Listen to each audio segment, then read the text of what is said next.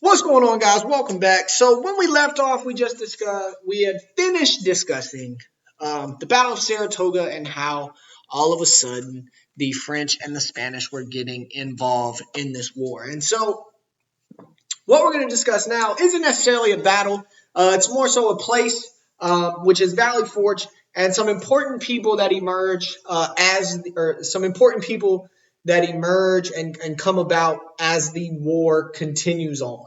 And then, our following videos, we're going to go into some more battles that happen. But let's look at Valley Forge. Valley Forge uh, is a place, and in the winter, make sure I'm still in the frame.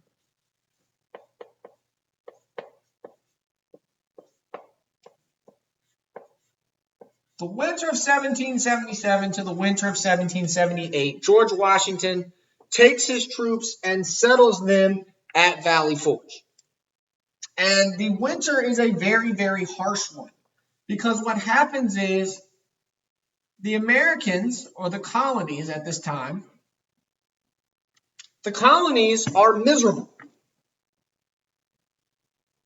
Morale is very low. Morale is very, very low. And this is because more than 2,000 people, soldiers, die. And this is not from combat.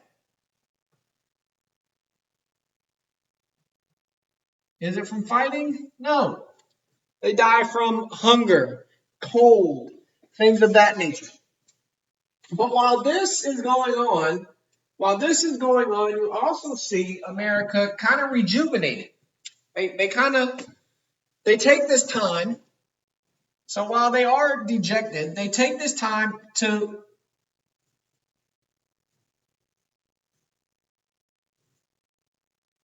train. They take this time to train, and they team up with Spain, and they team up with France, all during the winter of 1778. Now, these two, impressed by Saratoga, this is because of Saratoga and Ben Franklin, which we talked about. But while America is dejected, 2,000 people died, not even from war and combat.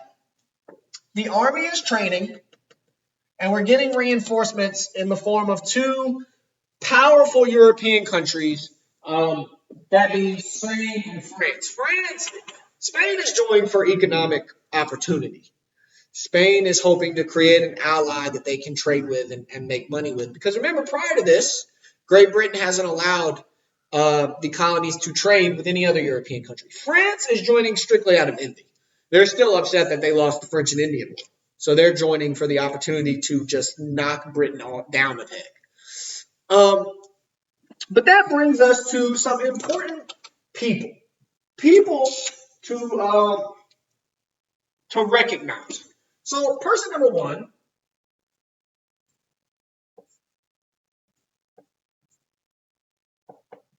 is Marquis de Lafayette.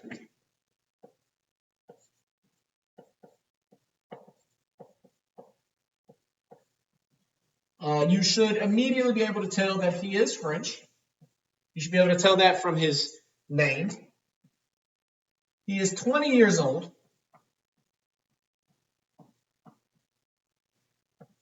He is not getting paid. He volunteers to come fight for the United States. And in fact, not only does he volunteer, he spends $20,000 of his own money.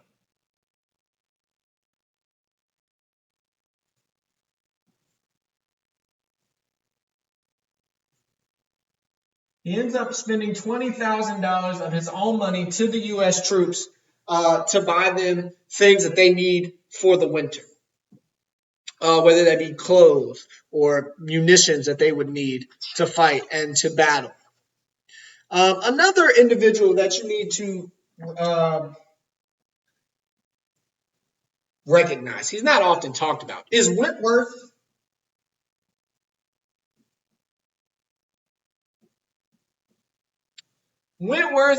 Cheswell. Mr. Cheswell is a pastor.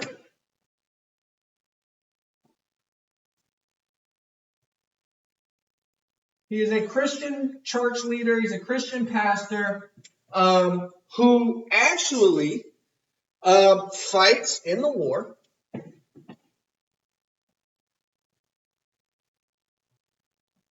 He fights in the war and then actually go on to be voted. He becomes a judge. He's the first. He's an African American male. He's believed to be the first African American male to be voted into any sort of public office. And that is all because of his antics and his fighting, I guess, during the American Revolution. The third person that we need to discuss is Bernardo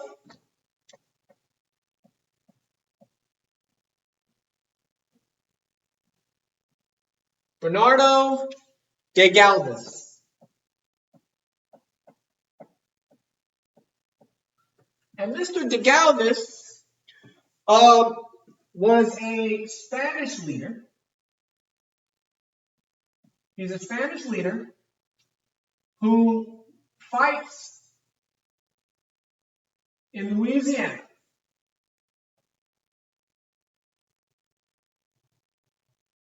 Versus the British.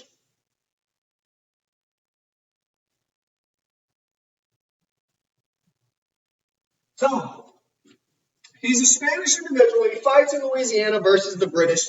He's able to hold the British off and keep them from getting the port of New Orleans, which is a major deal. So he's actually able to defeat the British in Louisiana while he is fighting them. This is very important. Again, as we move on, that would have given them a major port and a major access to the United States or the colonies at the time. So the fourth person that we're going to discuss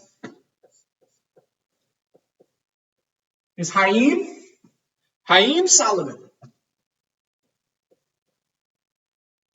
And Haym Salomon is important because he actually loans the United States. He loans money to the United States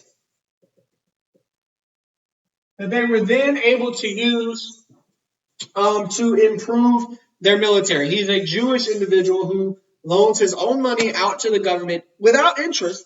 It just needed to be paid back, and that allows them to build and build their army by buying more materials that they needed, whether that be guns, ammo, food, etc.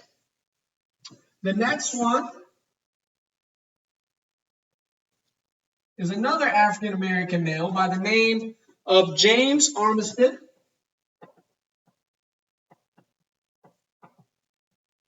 And Mr. Armistead is actually he's a freed slave. He's a slave that has been granted his freedom, and he actually spies. He begins to work for the colonial army, and he spies on the British. He becomes a very, very important U.S. spy on the British. So another African American male that does not get much credit and attention for his major role in the Revolution. And the last one is a man by the name of John Paul Jones. And John Paul Jones is known as the father of the American Navy.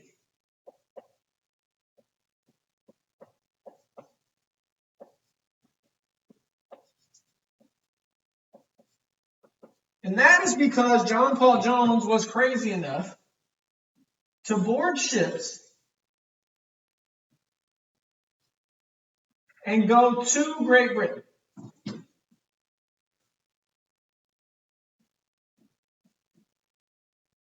Now remember, Great Britain is an island, so he would board these ships, go to Great Britain, and attack them in their own ports. He would fight them in their own ports and work to destroy and blow up ships before they ever got on the seas on their way to the American colonies. He's famous. He was believed to be at his ship badly damaged on the verge of sinking. The British officers asked if he was ready to surrender, and John Paul Jones stated back to them, "Surrender, I have barely started." So these are 6 important individuals because they're Lafayette gets a lot of attention. He's talked about. He actually would go on to fight in the French Revolution as well and fight for their independence. Cheswell, de Galvez, Solomon, and Armistead do not get a lot of recognition, and these are minority individuals who played major roles in the Americans' success in becoming America. And it's important to point out that it was not just white people that were fighting in the American Revolution. Cheswell was a Christian pastor who took up arms to fight for the American cause, an African American who had worked to get to that position of power, and actually, even way back then, was voted. He was well respected, yet we don't talk about him. De Galvez, a Spanish individual who fought in Louisiana and was critical in making sure that the British did not get control of New Orleans. Haym Salomon, a Jewish man, also oftentimes get discriminated against, who loaned his own money to the American government, and this was without interest, so that the American military could continue to grow and flourish and fight back. James Armistead, who had every reason to not like America. He was a slave. He was brought over. He was born into it. He was able to get free from slavery and still fought for the colonial cause, which, as we know, would become a cause that continued with slavery. But he worked as a spy on the British military, gaining very important intelligence.